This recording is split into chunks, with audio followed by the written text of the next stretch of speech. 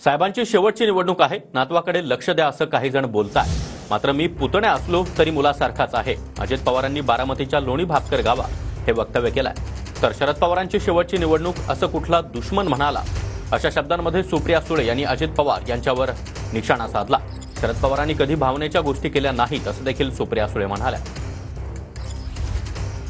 आता काही जण वेगवेगळे लोक भेटतायत, सांगतायत की आता सुप्रियाच्या वेळेस पण सांगायचे साहेबांची शेवटची निवडणूक आहे, सुप्रियाकडे लक्ष द्या. तुम्ही लक्ष दिलं तो तुमचा अधिकार आहे, मला काही म्हणायचं नाही.